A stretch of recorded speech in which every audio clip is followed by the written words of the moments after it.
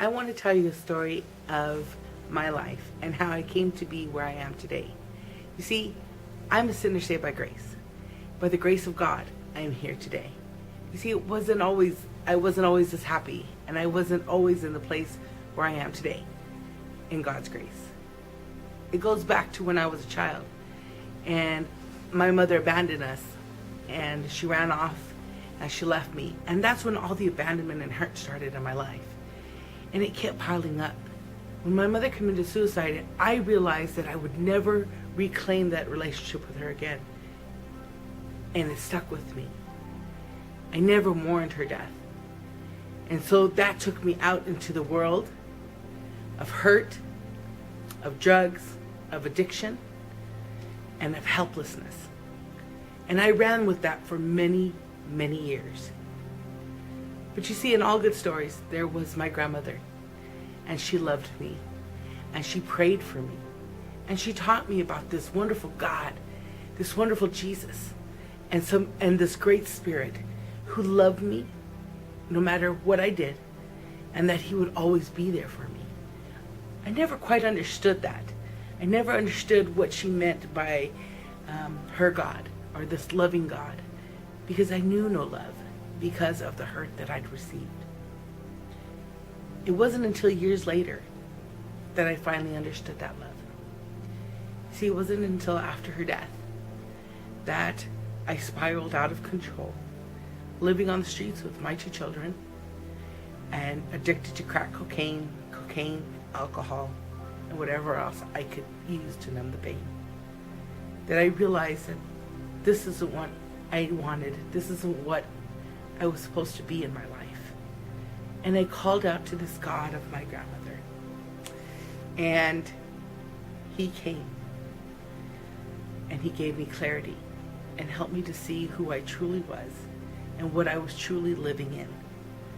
And that's when I asked for help from my family. And I'll never forget the day that I told my father that I was an addict. And I watched this man break down and cry.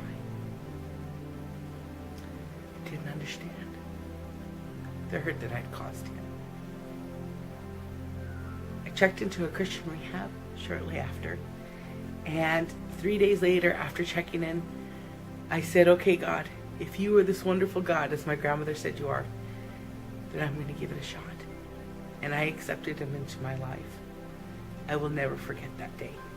Because after that day, he started working and breaking me down and helping me to understand the hurts and the pain that I had received all my life. And that he had always been there for me. You see, I am a sinner saved by grace, by the grace of God, through his act of giving his only Son. I was able to receive that grace and was able to be cleared of my sin and transformed into this new being.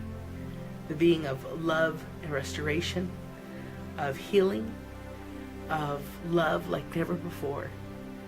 You see, I am a living testimony of God's grace. And it wasn't for me, but it was for him. And so today I live for him and I do things for him. And I am now going to be an ordained pastor soon. And that to me is incredible. Because I went from a homeless crack addict to soon to be an ordained pastor. That is a miracle in itself. And if he can do this in my life, I can just imagine what he can do in yours. And I'm going to leave you with a scripture today. And it's one of the best ones that I know. And it's from the Message version, 1 Corinthians 10:13. No test or temptation that comes your way is beyond the course of what others have had to face. All you need to remember is that God will never let you down. He'll never let you be pushed past your limit. He will always be there to help you come through it. As he helped me come through it, he can help you. He's the same God of my grandmother. He's my God now, and he can be yours as well. God bless.